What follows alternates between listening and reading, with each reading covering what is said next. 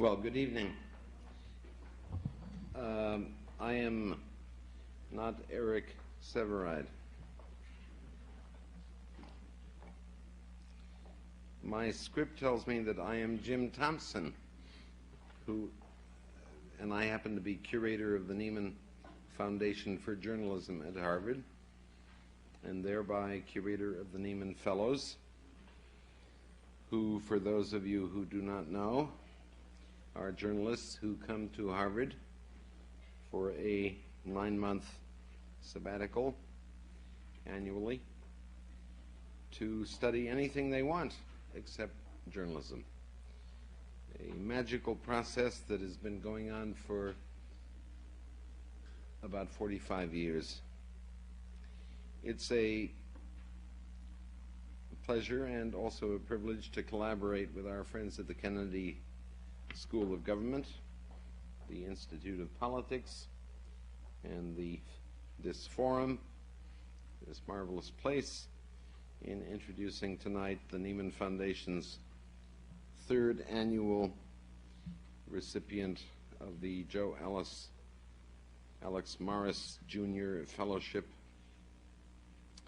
Mr. Eric Severide. But before I speak quite briefly about our speaker, I want you to know about that Joe Alex Morris Jr. lectureship. It was established in 1981 when Joe Alex Morris Jr., a longtime Middle East correspondent for a number of organizations, but particularly the Los Angeles Times, was the posthumous recipient of another award, the Louis M. Lyons Award for Conscience and Integrity in Journalism, something given annually by vote of each current Neiman Fellows class.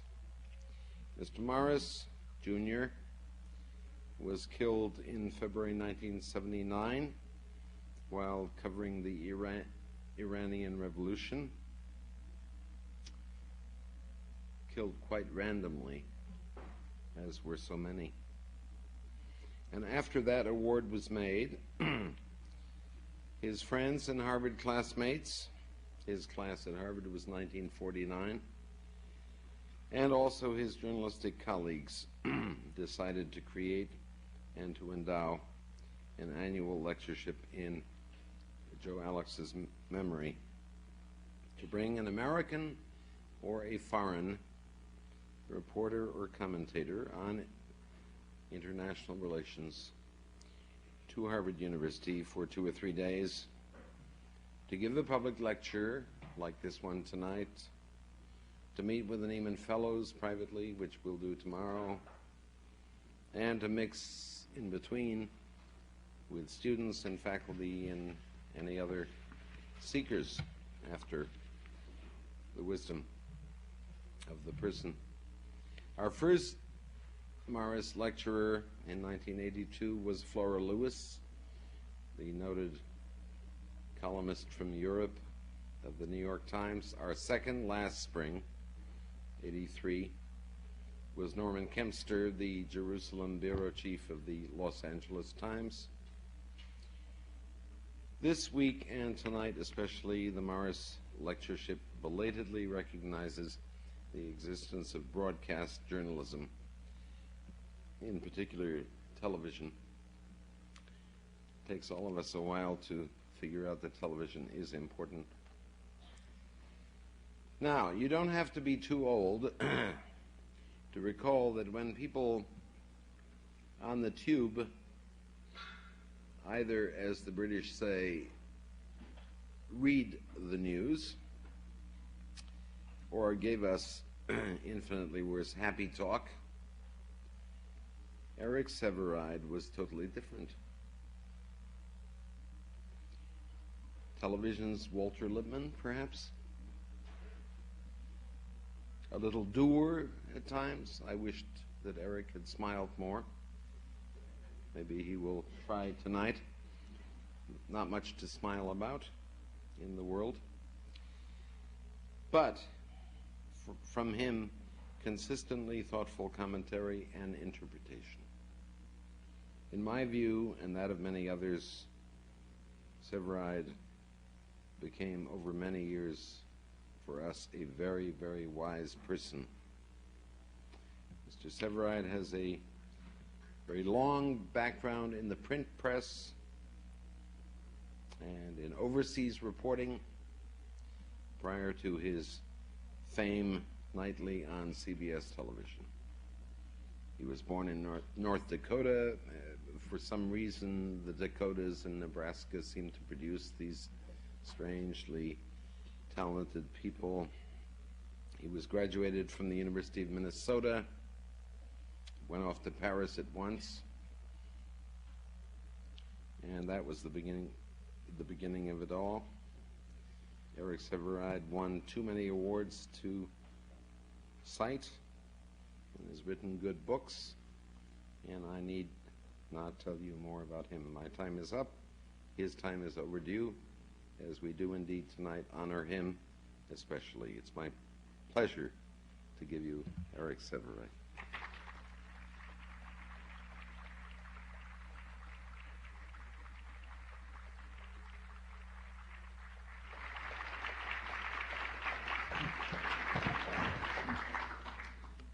Mr. Thompson,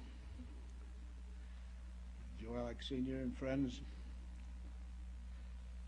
Well, it's very good of you to ask an old-timer like me to come up here for this honor.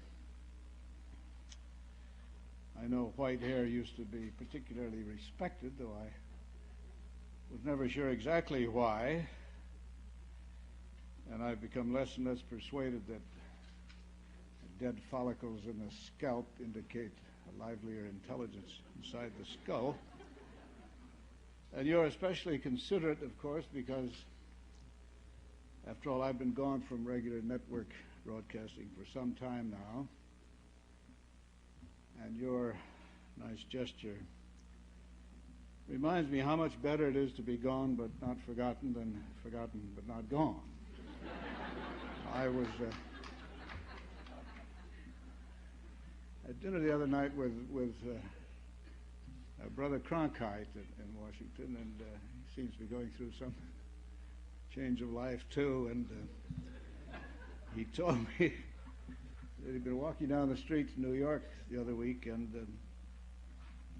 a young couple went by him, and he realized the woman had recognized him, and he heard her say to her companion, "Dear, do you know who that man used to be?"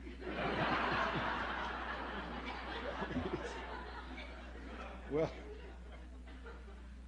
I wish I had in these slips of paper a proper Harvard lecture flowing with unanswerable logic, with beginning, middle, and end. I don't think I do.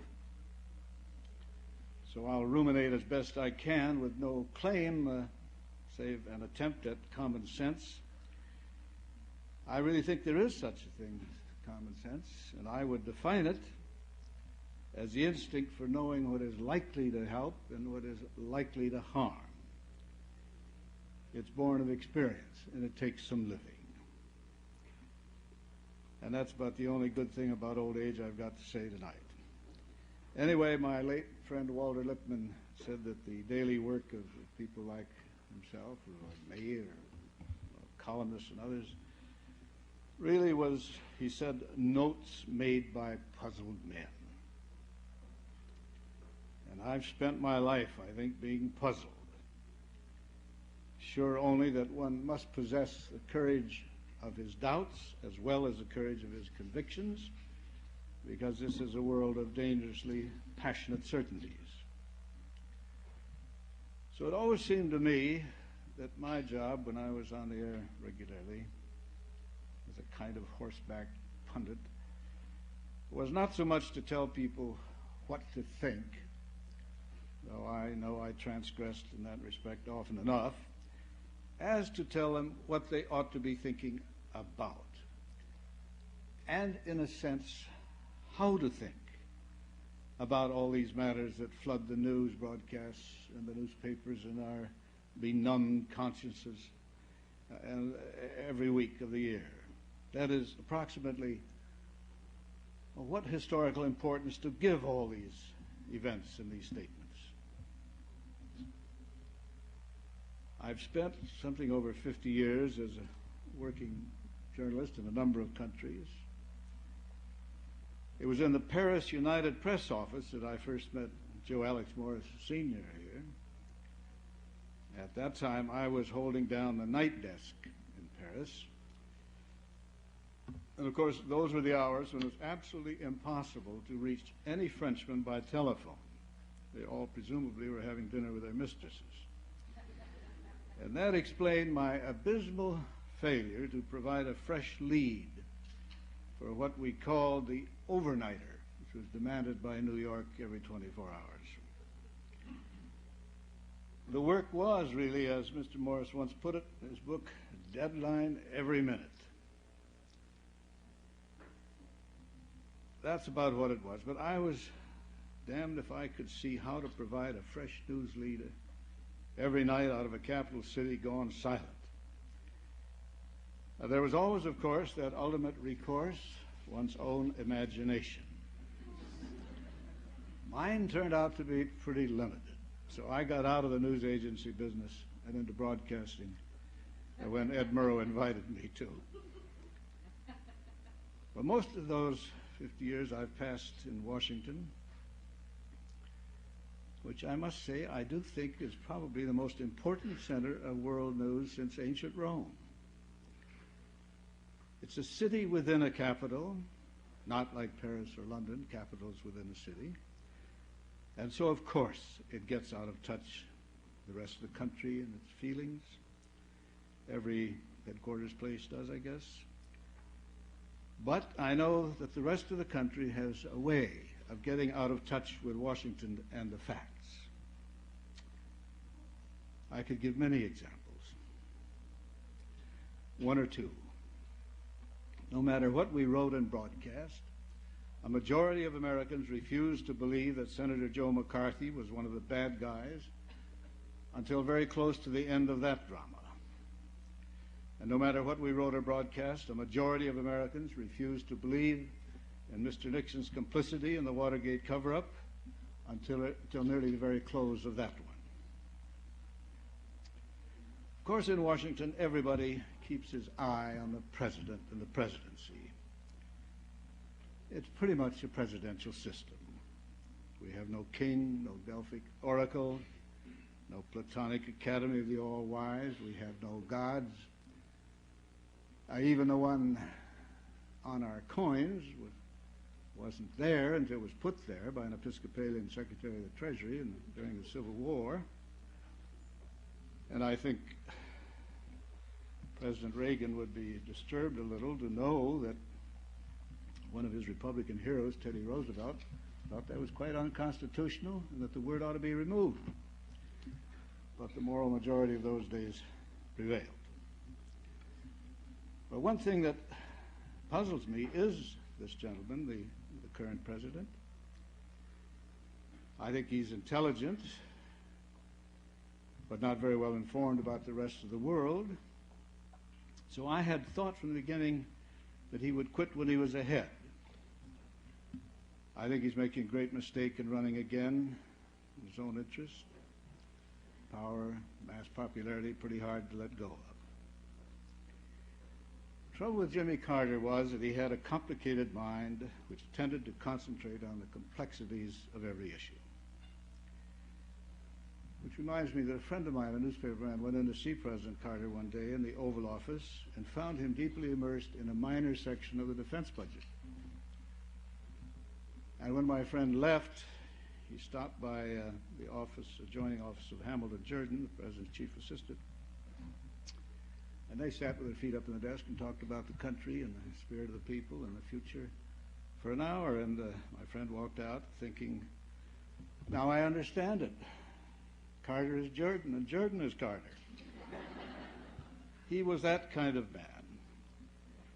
And the Reagan danger, of course, that his mind is rather simple. The specific danger is the leap before the look, especially in foreign affairs, and we've seen that Now, committees can't lead. You can't even lead an opposition. And right now, Mr. Reagan has the good luck of being opposed by a kind of Democratic Party triumvirate or committee of three, which traverses the country conducting a public debate about the nature of its own soul. Maybe it has to go through this experience. I wish it could have done it earlier. Certainly the old-time freewheeling populist politics is over, I think, at least for quite a while. And the perception of the Democratic Party as the, quote, party of the people, unquote, somehow able to do something for just about everyone, that's over for the time being. And if Mr. Reagan is to be beaten, I think events will have to do it. By now, he must suspect that there was some truth to Abraham Lincoln's remark after several years in office, that events had controlled him far more than he had controlled events. Well, I read the opinion polls too, but they, of course, are just snapshots of what is transpiring the moment the shutter is clicked. That's all they are. So I wouldn't presume to guess how this presidential election is going to come out. I've been wrong often enough in the past. Now, people like me, of course, are generalists. So we generalize. A world of generalists only wouldn't get anywhere. A world of specialists only, I think, would be the world of our final floundering. Somebody has to try, at least, to pull things together and to detect what patterns may be there. It's been true for quite a while. The poet Edna St. Vincent Millay wrote some lines quite a few years ago, including these. Upon this gifted age in its dark hour falls from the sky a meteoric shower of facts. They lie uncollected, uncombined. Wisdom enough to heal us of our ill is daily spun, but there exists no loom to weave it into a fabric. I think that's what government should be up to. That's what the universities, perhaps the churches, should be up to. I suspect that if it's true, as it seems to be, that the medium, the press, is now itself the message, maybe that's partly because the messages from those traditional sources have become so faint and contradictory. Well, like others, I'm entitled to my own package of worries, and I do worry about the media, so-called, much as I hate that word. I don't worry so much about the economy, about the environment, or the physical infrastructure of the country. We're pretty good at handling those matters. It's a very long time ago that Jules Verne predicted that Americans would be the first to go to the moon, because he said they are engineers, as the Germans are metaphysicians and the Italians are musicians by right of birth. I guess what I worry about most, besides this big war, of course, is the fragmentation of American society. I think the real test of free institutions does not come with war or depression. It comes in a prolonged period of peace and prosperity, which essentially is what we've had. In those periods, the sense of nationhood declines, self, group, neighborhood, city, region, they all reassert themselves. This happens here. It happens in Europe, from Scotland to the Basque Country. It's been happening in Canada. With us, ethnicity has been reviving, of course. Ethnic groupings are not just cultural repositories anymore. They never were entirely that, but more than ever, it seems to me that ethnic groups have become economic demand groups. It's a way to get things from government. Now, the sins of omission and commission by American TV are no doubt an oversupply, but I wonder sometimes if radically fragmented television, those anticipated 60 or 100 channels in every city, might just loosen still further the cement that holds the American society together. who will be able to command a truly national audience? The President, of course, but only, I think, in increasingly rare circumstances. I might remind you that I think there were 4 broadcasts involving Mr. Nixon and President Ford, which were the first ones done interview style in the White House, prime time, unrehearsed, but on only one network. That was something new. In each case, the share of audience that the President or that program received was no more than 13 or 14% of the total audience. Sometimes, it seems to me, network TV does fill the function of national hearth or parlor, our gathering place, when, however briefly, we do feel like one people.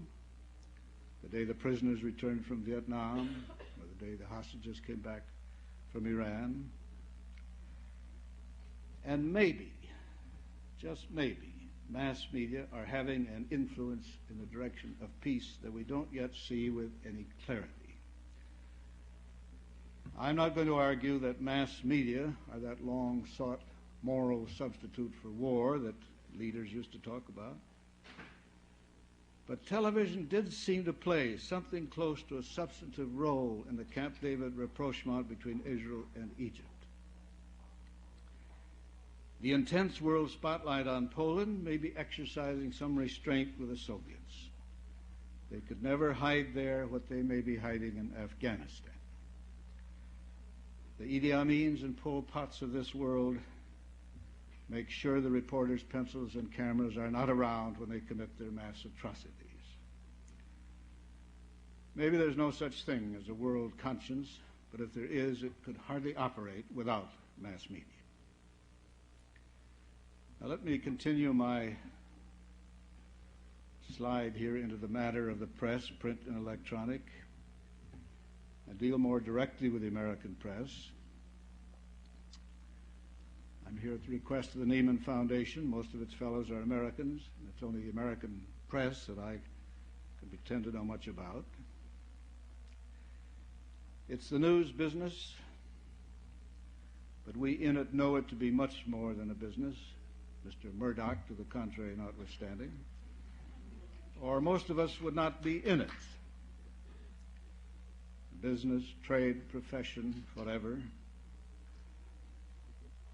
The late Randolph Churchill, who was a friend of mine and quite a good journalist,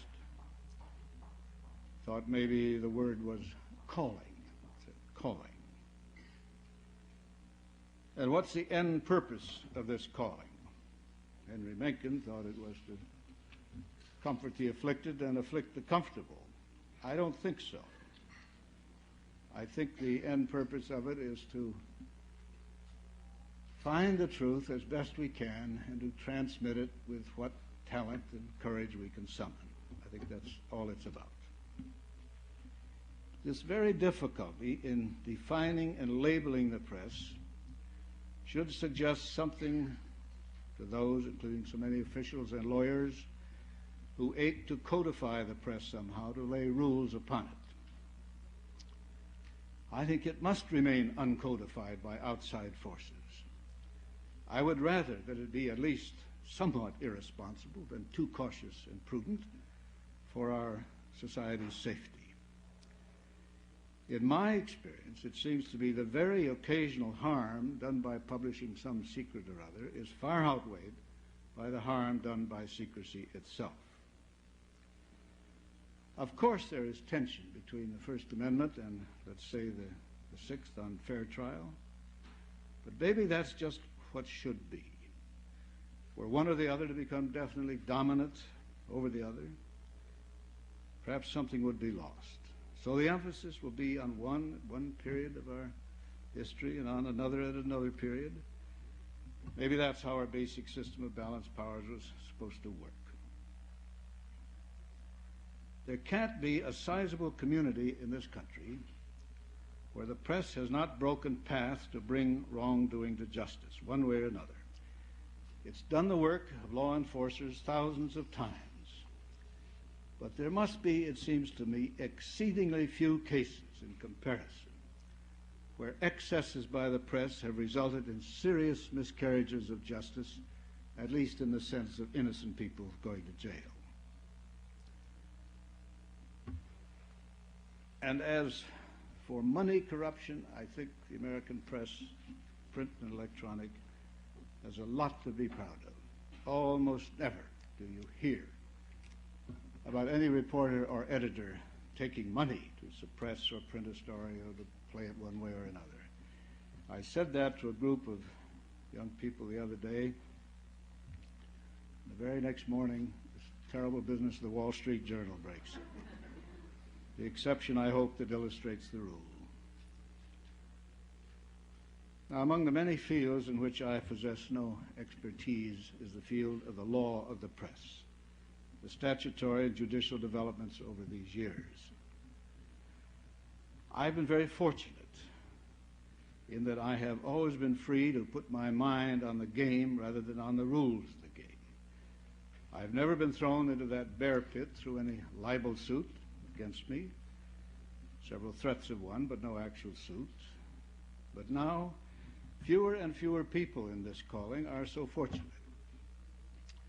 Their attention is persistently diverted from their proper work by legal actions against them or threats of legal actions or haunting worries about possible actions. And this is certainly affecting the inner chemistry of American journalism.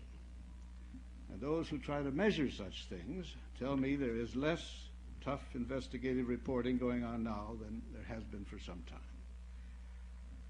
Lawyers are more in evidence in newspaper city rooms and broadcast news offices than I think they've ever been. Now, I'm not one who thinks the American Bill of Rights is about to shatter like glass next week.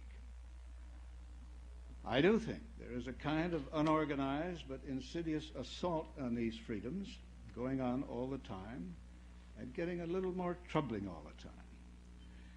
And therefore, countervailing forces have to come into play more and more. In our country, that's still possible. In the world at large, alas, it's increasingly impossible. You've seen the reports, perhaps from the International Press Institute in London. They say the role of the journalist has never been harder than today, that only a small part of the globe can boast that free speech is respected and honored. It said the rest of the world is gagged. Now think of the courage it takes to be an opposition journalist. In various Latin American countries, for example, or perhaps a country like South Africa, those men and women are the real press heroes of today, not any of us who still have a shield, and we owe them homage and gratitude. What we owe to ourselves and those who will succeed us is a very close attention to this precious shield. Some heavy, hostile arrows are striking that shield, and some are sticking. I'm sorry to say that the chief executive of this country has a rather reckless attitude toward the First Amendment, as he has toward some other areas of concern. Like most ideological thinkers, most true believers of right or left, he has a wide streak of the authoritarian instinct in him. In spite of his immense popular support, the fungus of paranoia that spreads through nearly all administrations took hold even earlier than usual with this one, or maybe they brought the spores from California. I don't know, but it's there. But like so many others, this consummate politician resents criticism, takes praise for granted. He never admits a policy mistake of a serious nature, is very upset with those who point them out. He puts a high premium on government secrecy. He has supported proposals to put thousands of civil servants to lie detector tests, make many, many thousands sign lifetime self-censorship agreements, to narrow the scope of the Freedom of Information Act. He approved the barring of the press, the only independent eyes and ears that people have from the undeclared little war in Grenada. We saw that scene only 2 days later, when everything was pretty well tidied up.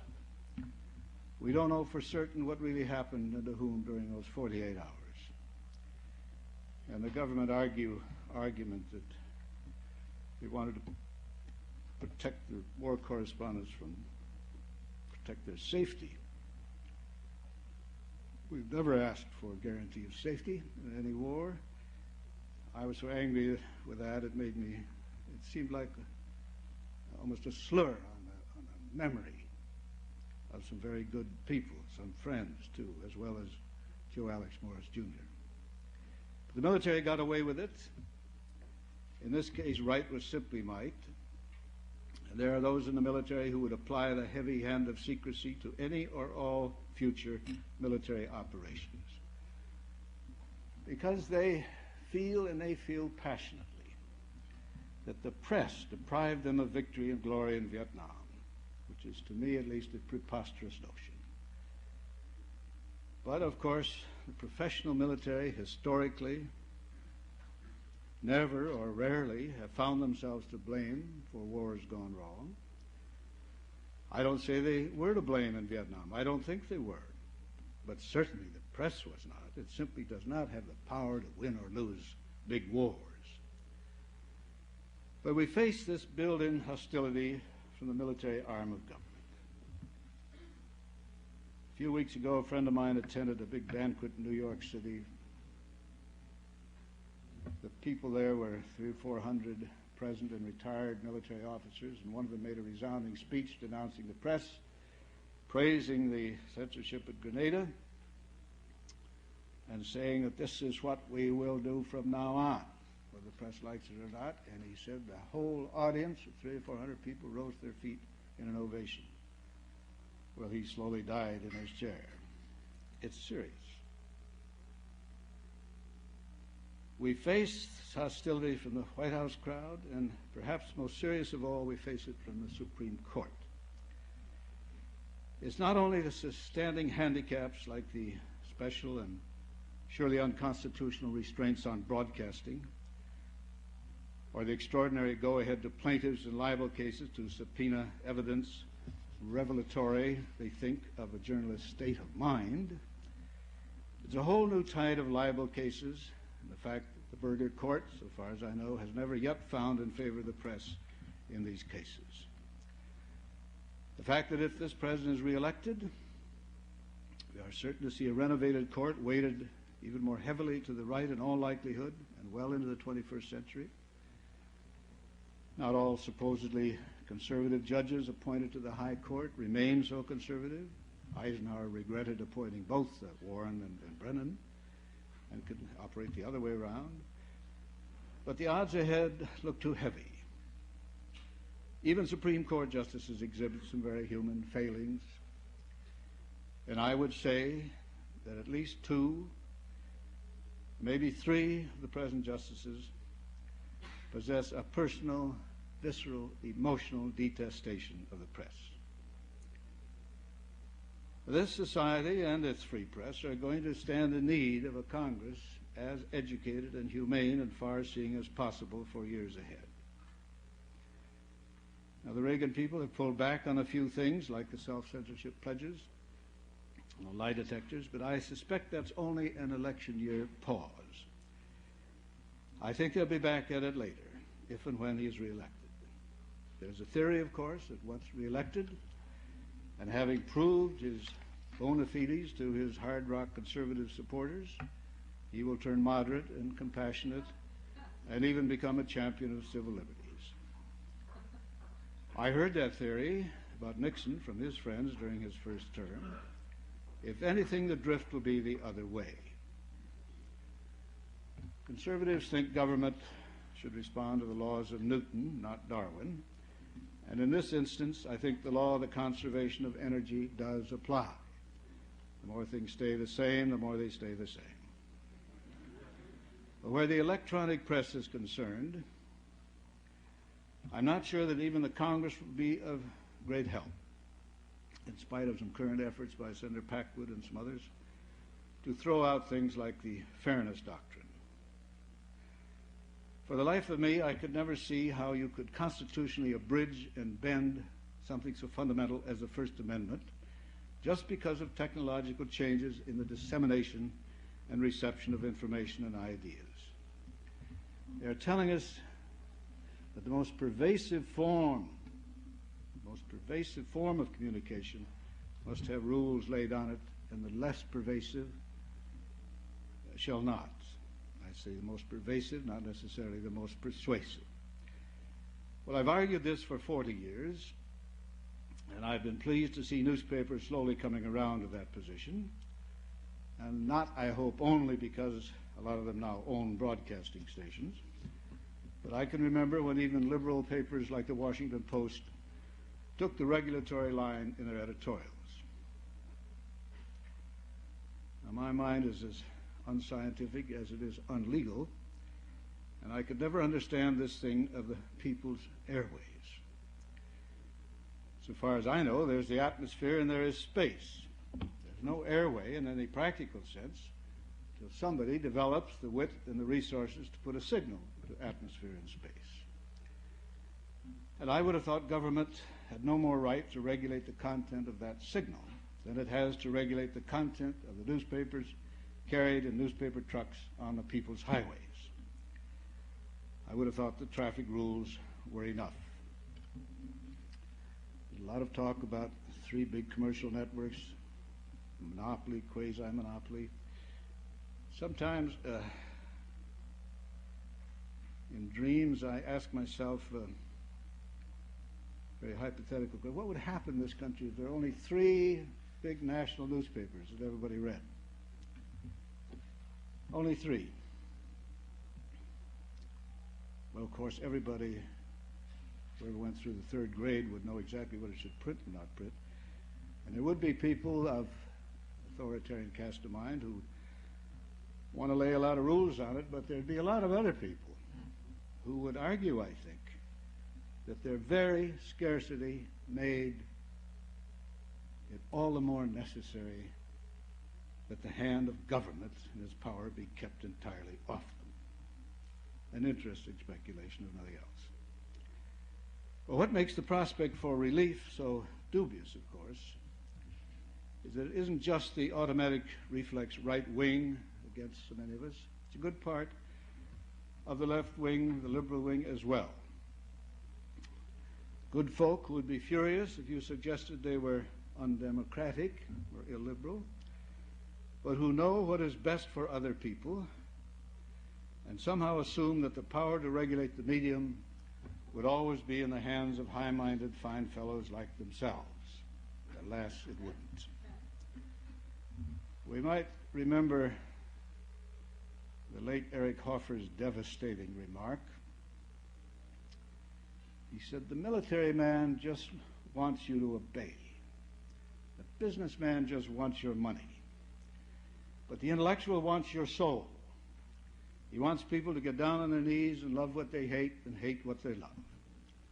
Hoffer meant intellectuals, of course, of a particular stripe. We have to face the fact that the attitudes toward the American press currently evident in the administration, in the courts, in the Congress, even in some centers of learning.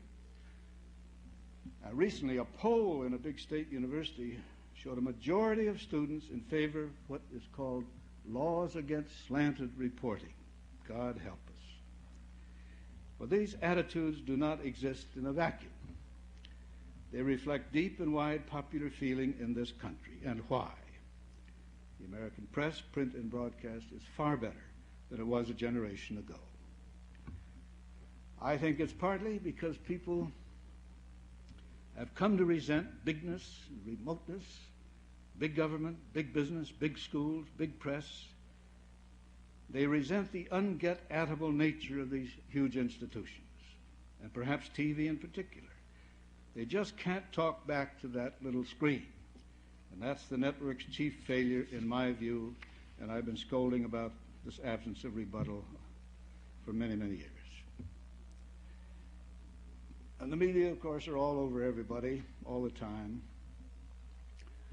I once proposed publicly, with tongue only partway in cheek, that we have news every other day.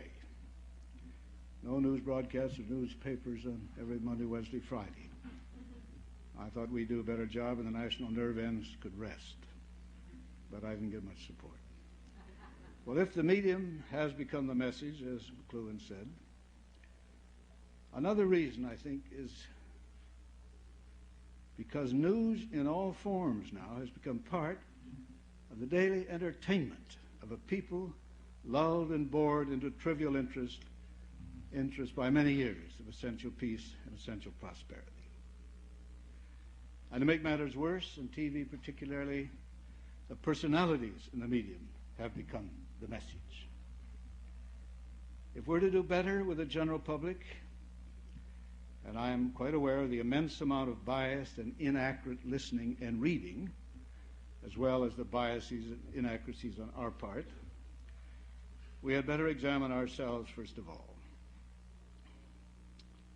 If we're in this bad state of relations with the general public, then I think society, and we particularly, are in some trouble. I'm aware that more is involved in what we blithely call the people's right to know. I think what they really have is the right to find out. Publishers, print or electronic, have no constitutional right to be read or to be listened to. That they must earn. The people must earn their information. This is not a one-way street. People give evidence of being fed up with so much bad news, so much news of violence. And it's true that the news mechanism can now report every part of the world and vividly. It's a pretty violent world. Terrible as it is to know about all those things, the only thing worse would be not knowing about them. One can say that. One can make the easy observation that the places where good news is emphasized over bad news always are the totalitarian places. Yet I think we're in the too easy habit of instinctively playing up the bad news when it doesn't always merit that. 2 or 3 weeks ago, the first 3 news stories on the CBS Evening News concerned domestic crime, and I would call that overdosing.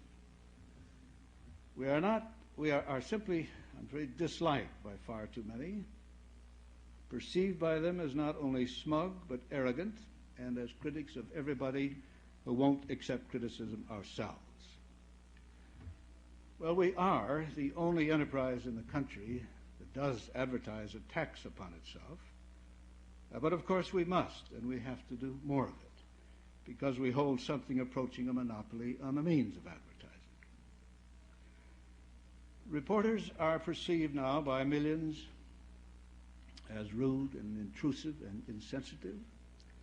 Most of them of my acquaintance are not, but too many are, I'm afraid, and fierce competition lies at the bottom of that. TV reporters get the brunt of that blame because people see them in action far more than they see the man with a pencil.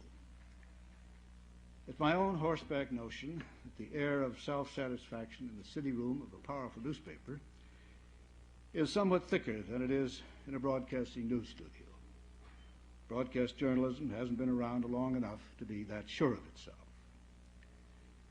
If I could preach a bit, I would say, let us in the press remember that courtesy is not timidity, civility is not an enemy of freedom, it's an ally.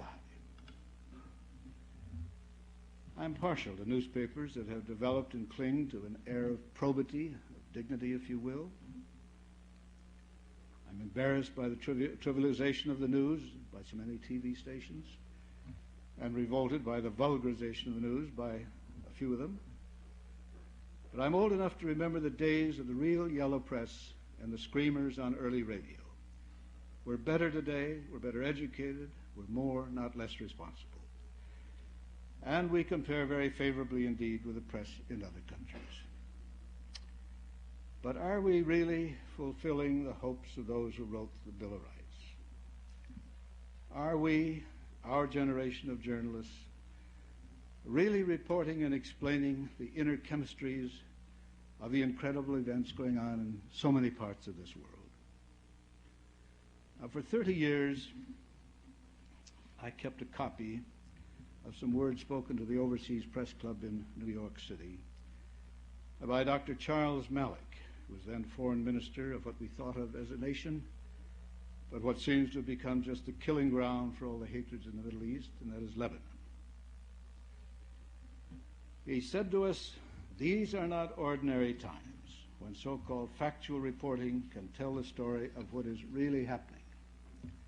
The real facts are the hidden clashes of will and outlook and culture whereby today whole civilizations are in the balance. If you aim at the real truth, he said, the deep, hidden, tragic truth, if you always faithfully bring out what is ultimately at stake today, namely that there is a rebellion of the elements against all that you've held true and holy and sacred for thousands of years, then he said, I believe you will put the entire world in your debt. Well, very few established American journalists are doing this with any success.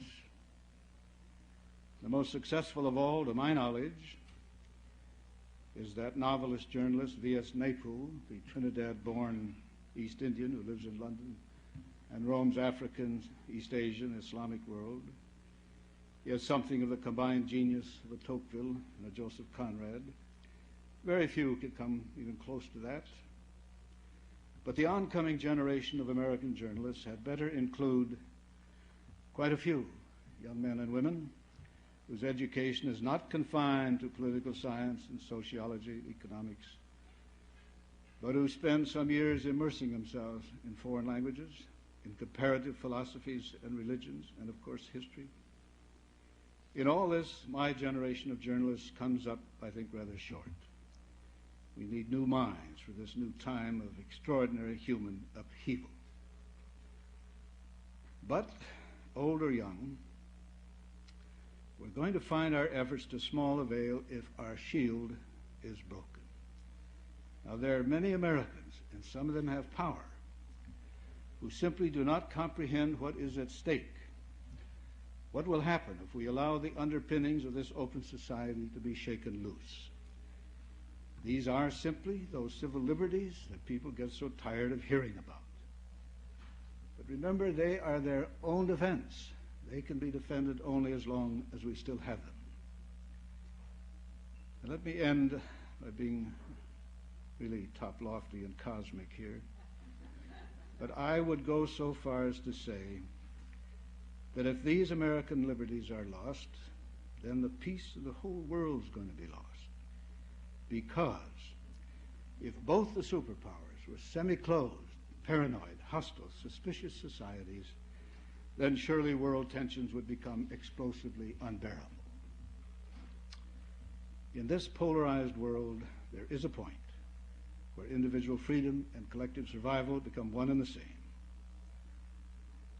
So civilized people everywhere had better pray, and all of us had better pray and work for the preservation of this country's internal domestic liberties, beginning with the liberties of speech and press and assembly, because they, not our soldiery or our weaponry, make up the first line in our defense of peace and safety. Thank you very, very much.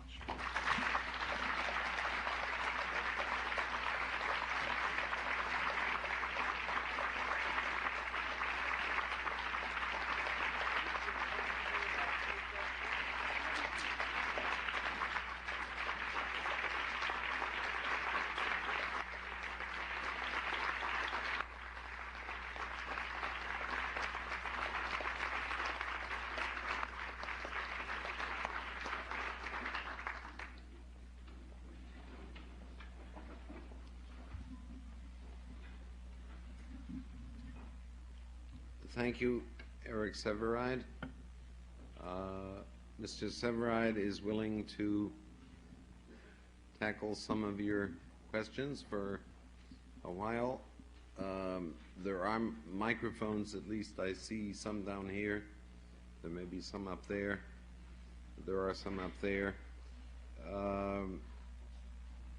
It's a taxing thing to say as much as he said so eloquently, and let's give him a little rest period. And let me just say that we are honored to have here tonight at this Morris lecture Joe Alex Morris Sr., also Mrs. Joe Alex Morris Jr., the widow of the man who was shot in Iran, also the sister of Joe Alex Morris Jr., and it's really quite amazing that the Morris Fund has been able to bring us people like Eric Sevareid to say the kinds of things that he has said tonight. Now, do you want to come up here and deal with questions? There's a terrible canvas chair right behind this podium. You could try it.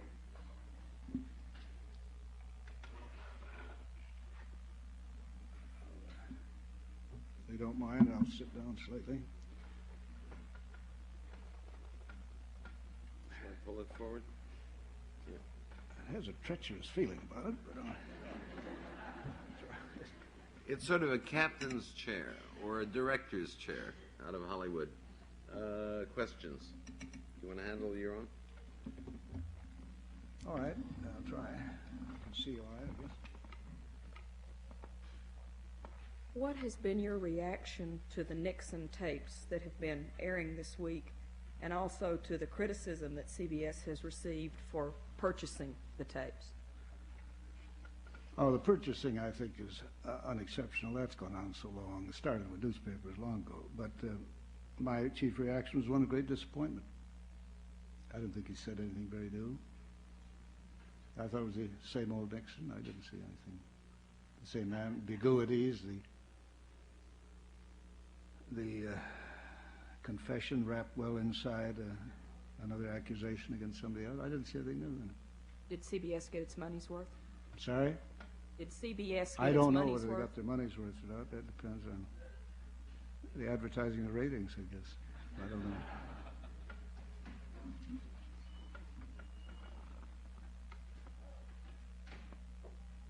Yes. Ooh. Yes, sir. The most fascinating news story, the first great news story you covered. Repeat the question. Oh. To the others. I get that question sometimes, and I never know how to answer it. The most fascinating news story I ever done? Well, of course, there was nothing in this century, at least my lifetime, that quite equal World War II, I suppose. It was a hell of an experience. And I was young and active, and I did well in terms of beating the other folks once in a while, and so I felt pretty good about my country and about myself even those days. But what particular part of it, I would not specify, no. Who else is brave? Where? Yes.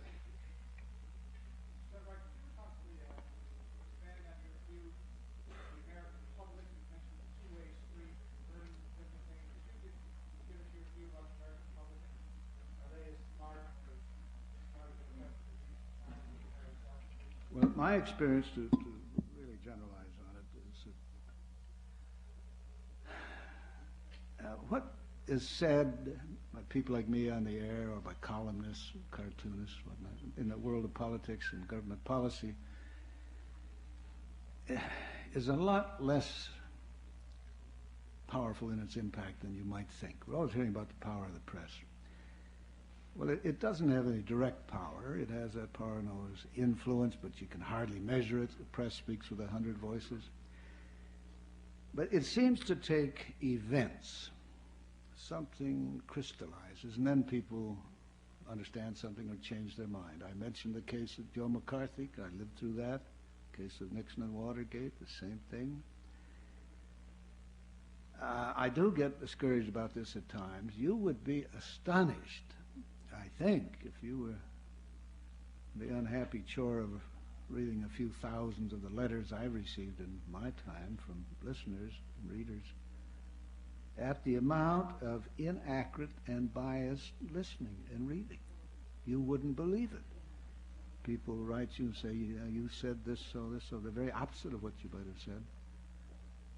Sometimes it's Dave Brinkley who said it, not me. But it's just astonishing, the carelessness. If people read only one paper every day and maybe tune in the same broadcast every day and that's it, well, too bad. We can't do much for people like that. You have to read widely and, I think, listen widely. And it's work, you know, to earn the right to follow the right to find out. There's a line in the introduction of one of Joseph Conrad's novels, The Terrorist, in which he says, the public is not an investigating creature. It loves the obvious. It flinches from explanation. And my life experience tells me that this is largely true. Events determine people's thoughts, not creatures like me. Well, yeah, here's the gentleman. Comment on how you feel the president's role is in the American election? I couldn't question. The president's role? No, the role of the press in the American election, presidential election. I don't know what to process. say about it. The whole primary thing is it somehow works, but it's an awful way to do it. It's exhausting. Every 4 years, I used to tell the CBS colleagues that don't rush up to New Hampshire with all those crews and reporters and all that money. And God, they send so many people, they have to send an accountant along with them. What's the sense of this? They think it's competition, I guess. If they don't do it, others will, and they lose audience. But I never could understand the passion to know how people have voted before the returns are in. Who can't wait a couple hours? I can wait. We've got through a couple 100 years in this country waiting. Well, it's not a strain on me. It seems to be a terrible strain on the people running the programs. And I think they'd enjoy life more and save a lot of money if they just relax about it. Well, let's go up to the top.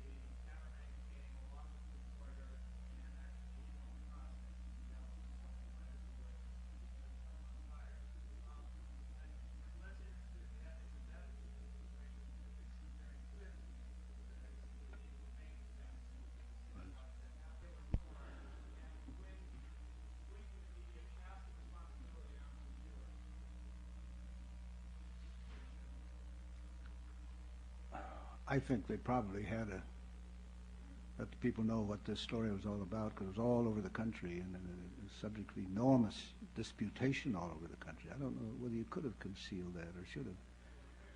I understand your question, but as to what the two men did, the photographers down there, no, you got to be a human being before you're a reporter. I think it was a terrible thing. Should have been fired at once.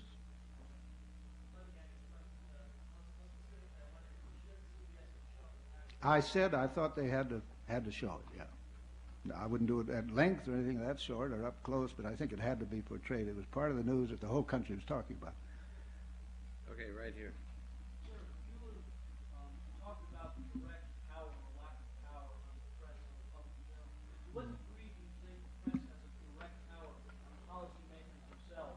For example, in terms of the negotiation process going on, do you think that the press can really control how people are dealing with each other because they're worried about how will affect public opinion? Which people? What do you mean?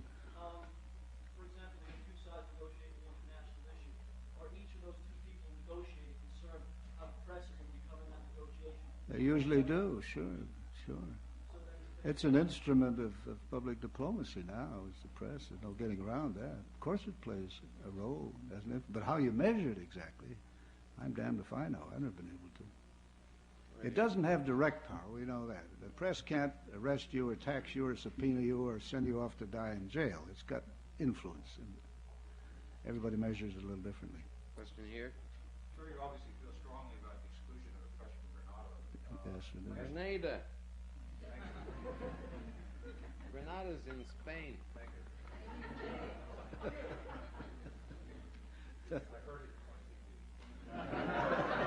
Last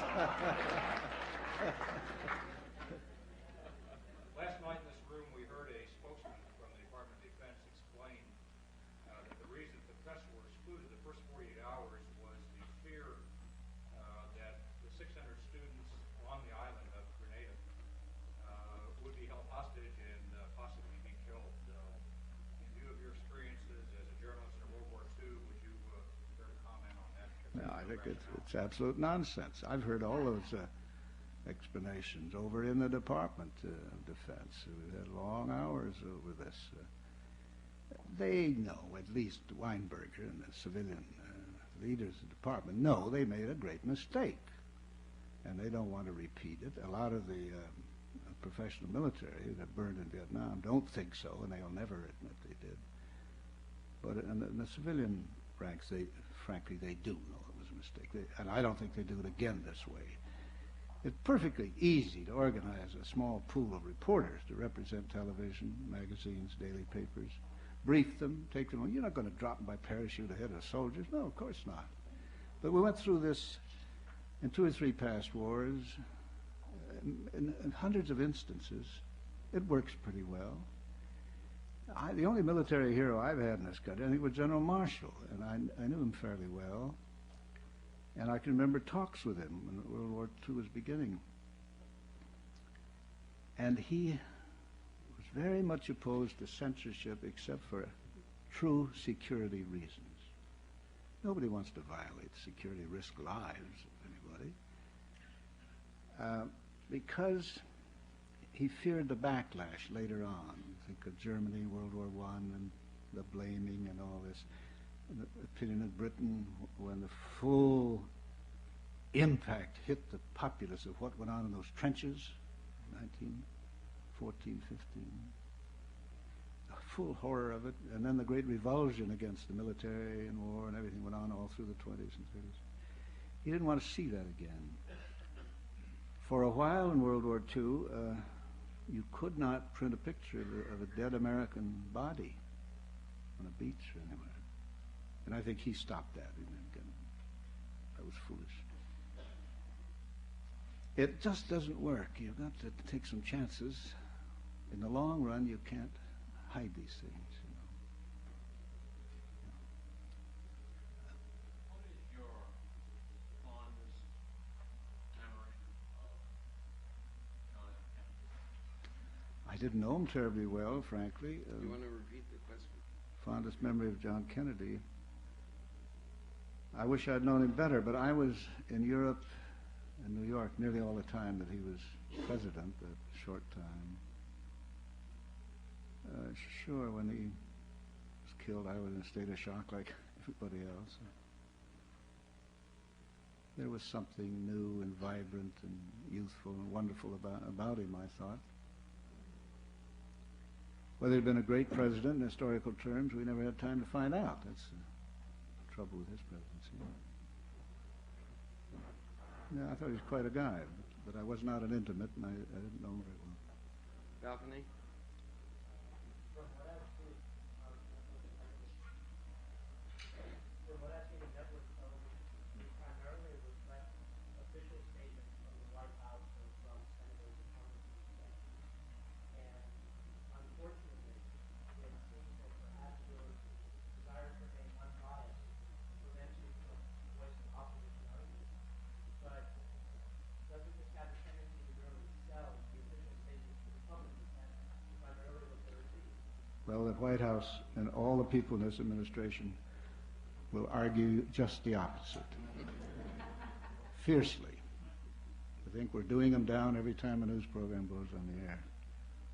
No, I don't think that's true. In fact, there is less carrying of news from Washington now than there was a few years ago. Much more, more features, more out in the field stuff. Over here? Yeah, I was wondering if you could speak a little bit to the tension between providing news in a factual way and making it entertaining.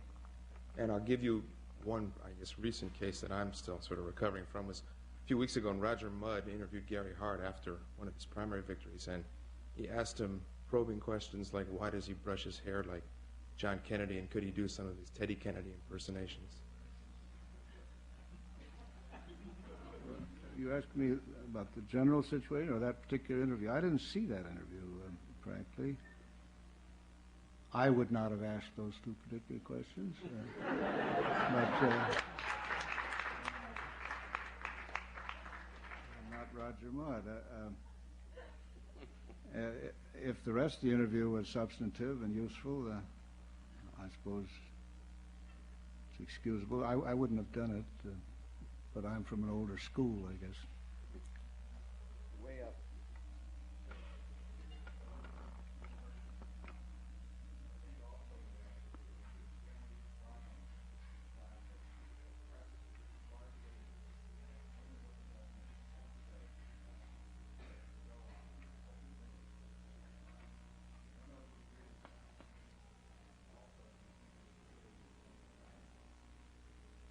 The allegation is that Cy Hirsch, of all people, says that all the press goes on is government handouts.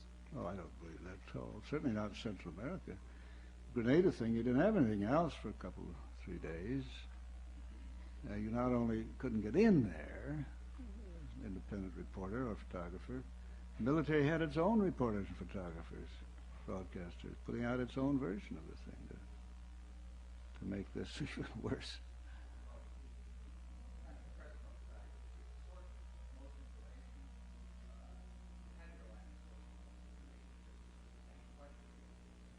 You have to print what government says, yes, and does. I don't know how you avoid that.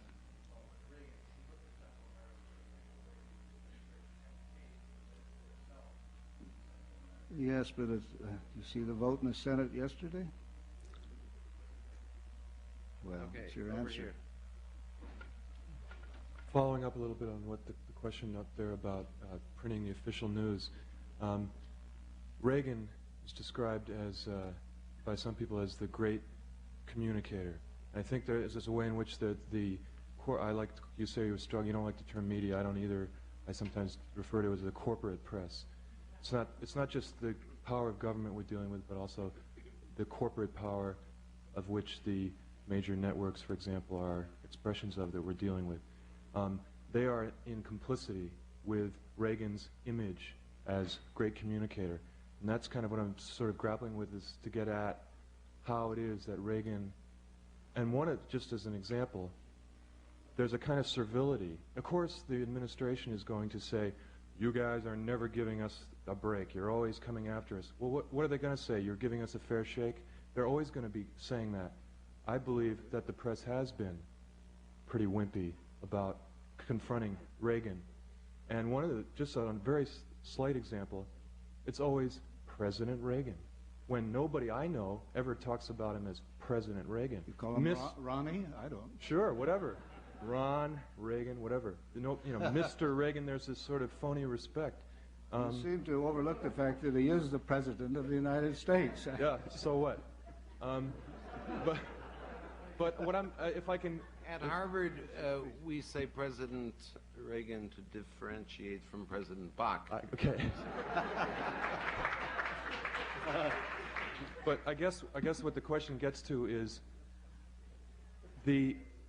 what can the press, whatever words you want to call it, be doing that it isn't doing to sort of break through this image of Reagan as the great communicator, whatever you want to call it, or is the corporate press going to be in complicity with his re-election? I don't agree with the premises of your alleged question, so I don't know how to answer. From a very different viewpoint.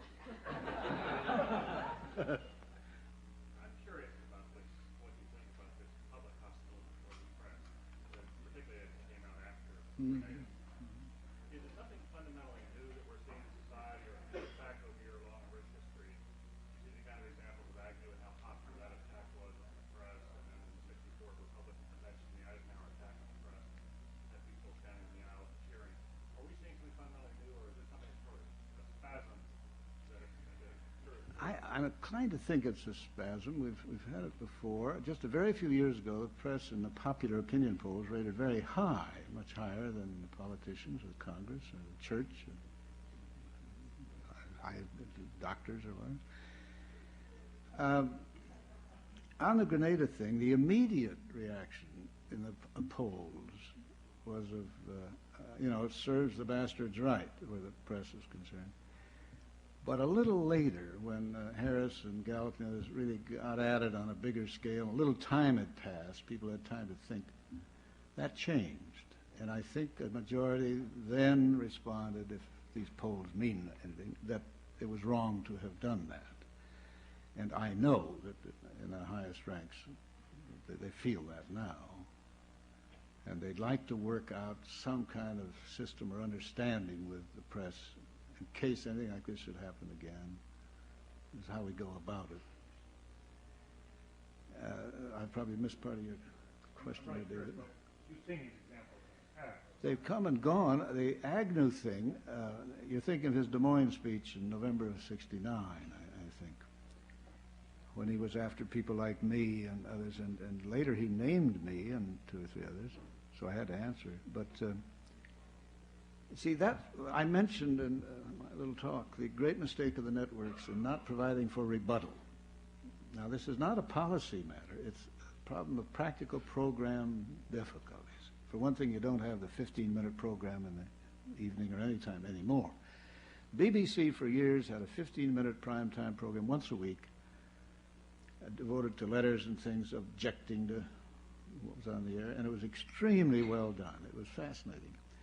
I tried to get our people at CBS to take a look at that and see if they could duplicate it. Well, we had a program once a whole half hour called Dear CBS, letters and things. It was an absolute flop. People wouldn't listen to it. It wasn't very interesting, as a matter of fact. But even so, it's their duty to find a way for people to talk back to that little box. See, that's where the frustration came. If there had always been some outlet for ordinary people to express their feelings toward what they saw on a regular basis, I don't think Agnew would have had the reaction. What he did was he stuck a knife into that boiler full of pent-up gas, and it just blew all over it. And we paid a penalty for that. Have we But heard I'm sorry, from you before? No. Go ahead. Summarize, how do you compare the American press vis-a-vis the Western European press? There is often the impression that the American press and the media is too commercialized, that the Western European press, London Times, Le Monde, is more responsible in its coverage of the news. That's my first question. My second question relates to how would you respond to certain countries of the third world, and by certain countries I don't mean Eastern countries that have communist governments. How would you respond to certain countries of the third world that essentially claim that there is a need for a new international information order because, as they claim, the news is very much dominated by Western media? Very often the third world is fed the wrong information, and the response that comes to the Western world about third world problems is so much slander. Well, they always say that. I've heard it all over Africa and Latin America and whatnot. But we cannot give up our principles on that. That's too bad if they feel that way. I'll tell you a little story. Once I was in Nigeria about 20 years ago, first becoming independent. It was all over the place, and I spent some time with this extraordinary man, Ezekwe of Eastern Nigeria, who was really the father of independence in West Africa, more than Nkrumah, I think.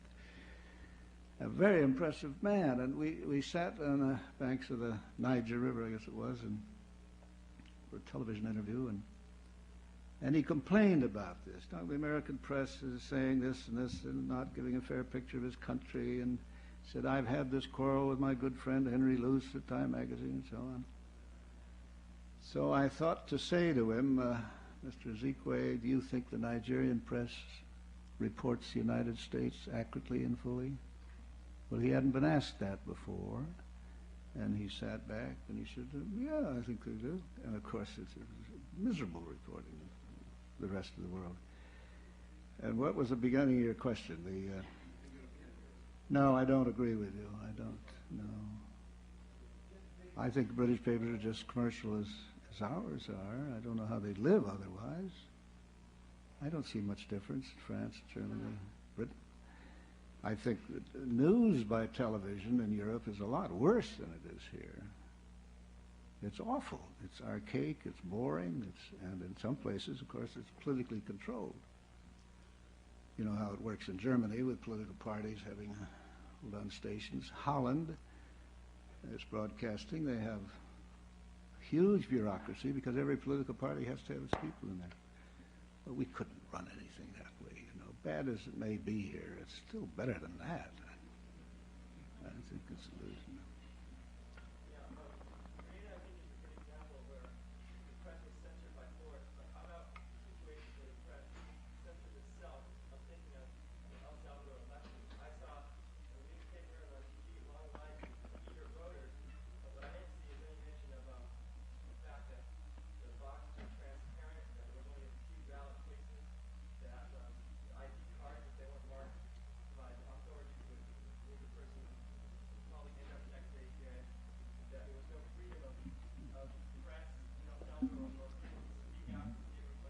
You mean you saw that personally, Tommy? Well, where did you learn about it? Where did you learn about it, unless you saw it personally? In the press? You read it, or you heard it? Yeah. I thought so.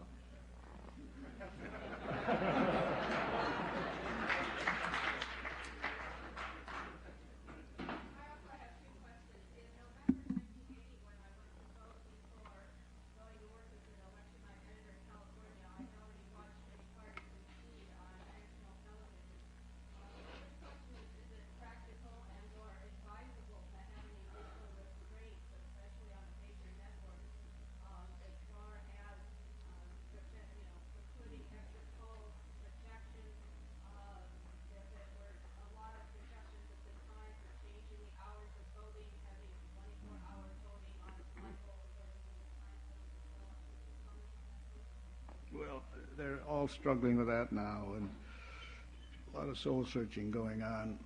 I don't think the press or the electronic press is going to accept restraints on who they can question or not, or what they can report about it, but there ought to be some uniform timing, uniform closing of polls across the country, I would think. I don't know why it should be so hard to do that. But there have been efforts for some years to do it. I honestly don't know the real answer to this. I think it is bad because it can affect the West. We don't know exactly in which direction it affects it, but you talk to some people, there are Democrats who are convinced that Carter's concession, which we carried on television, cost them 2 or 3 seats in the Congress there. Or maybe even cost Frank Church his seat in the Senate from Idaho. I wouldn't discount that, no. But I think it's the job of a place like this to come up with a system that's constitutional and practical. On the subject of foreign reporting, sir, do you believe, since it costs $250,000 to put a journalist, full-time in Peking, that the New York Times and CBS should have full-time people there, or shouldn't we just have parachute journalists coming in and coming out? Well, we ought to have full-time people if It's you can get enough news out of there. I think they'd pay for it if there were enough news to warrant it. There have been some people, Canadian papers have had people there quite a long time, I believe. We couldn't get a bureau there until, I guess, very recently. It's tough to cover that place, but there are more and more interesting stories coming out of it. I don't know how you ignore a country like China that much. We must... I'll give you a tougher problem, which is a country like Korea, a country in between, only covered by people occasionally coming from Japan or stringers. Yeah, but you see, the American public can only follow so much stuff. About Korea? Whether it's Korea or not, something has to happen there. You can't, the idea that you're going to have a lot of Harvard-educated journalists sitting in Korea or wherever, Kuala Lumpur, writing very informative sociological studies of what's going on in these places and are going to be read, you can't assume it. They won't be read. They'll be read by just a few people of special interest. We never covered Latin America to their satisfaction, certainly, until you got all this trouble in Central America. But that, it seemed to me, was outside of the scholarly work done and the research work, which you have to rely on and which must go on. It was that there really were no power centers there until you nearly got one in Cuba in 61 or 2. But it almost had to be the East-West thing. That was what was important. The good neighbors, as Roosevelt called them, are further away, their biggest capitals, most of them, than Paris or Moscow.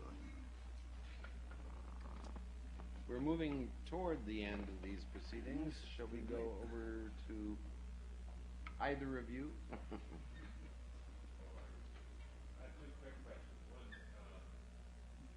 What happened with the national news capital that we had imposed itself on purpose as a potential internal news sector?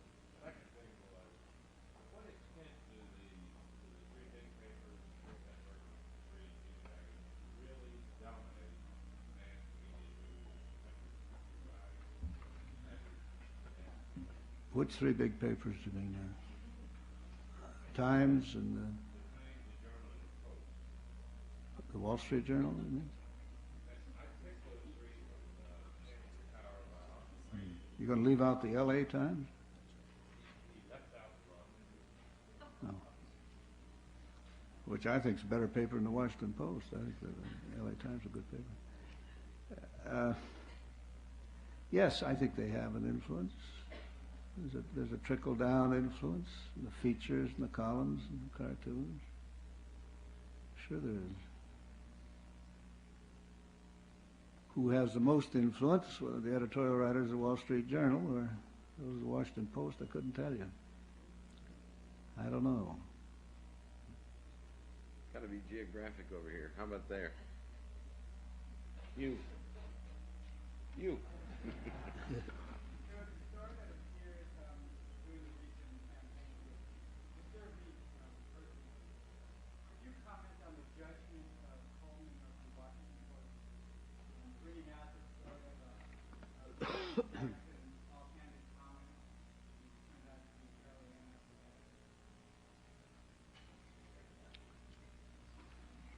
Well, that's a tough one. It was said in just casual, private conversation, joking way. Maybe that's one thing. Sometimes reporters have to make very personal judgments. Privacy of their own souls, without much help. It's difficult. If it appeared to be a real side to the man's character that the public had to know, that's something else. I find this very hard to answer. I'm just glad it wasn't me. That's all. Yes, ma'am.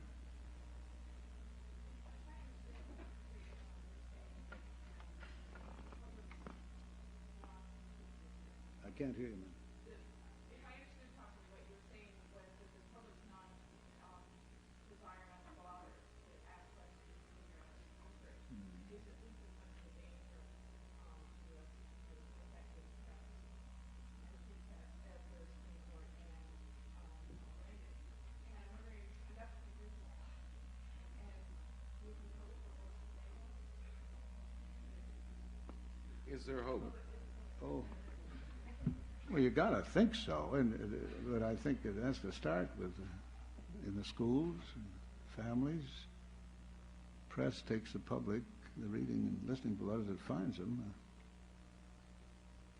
It can be very discouraging. I'm sorry to say so, but it's as though there's a great boredom in the country, and there's a great trivialization of everything in order to escape boredom.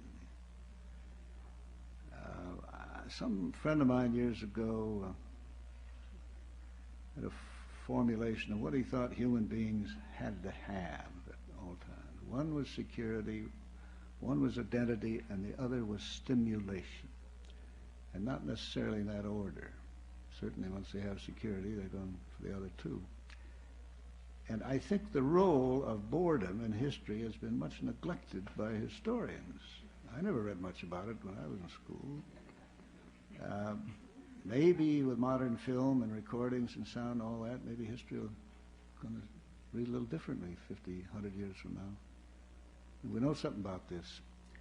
But the idea that, take World War I, always seemed to me it was absolutely, the reasons for World War I were not geopolitical, they were psychological, fear and boredom. When war was declared in 1914, French soldiers went off to the front chanting poems about the glory of war in the trenches. So, how do you keep people from blowing up? I'm not sure they love peace all that much, you know. Yes, are you addressing the boredom factor in history? Go ahead. Could you tell us who among current broadcast journalists particularly impresses you? And also, do you think that we'll see print journalists who achieve some degree of notoriety having the temptation to move over into broadcast journalism? Oh, as to the latter, there's some movement into broadcasting, almost none the other way. And I'm not going to name names, but I think that'd be a little embarrassing to do that, since there are a lot of them friends of mine. The thing between that's a whole other lecture I ought to give someday on the adversary relationship, not between government and press, but between printed press and the electronic press. Now that's fun. If you start with if you're on my side of that fence, you start with the realization. The broadcast news business, the only business in the country that has its chief critic as its chief competitor. Now, how the hell can you ever win in that kind of contest? You can't. It's a built-in kind of cat and mouse thing. Covering TV for a newspaper is kind of a vicious joy, I think, for a lot of these people. And I often wonder if the quality of the criticism in the press were higher, whether the quality of the programming would be higher. Maybe that's a foolish thought, but maybe there's some relationship. But we live sometimes with the damnedest criticism. There's no relation to what went on. Shall I stop, or shall I finish that thought? Everybody getting tired? No. I once did a radio broadcast when people used to listen to radio, about this, and suggested that since radio, TV was kind of universal, it carried drama, it carried science, it carried politics, and many things, historical documentaries and dramas, that the newspapers ought to assign the critics accordingly. Let their political reporters be the critics of our coverage of an election or a convention.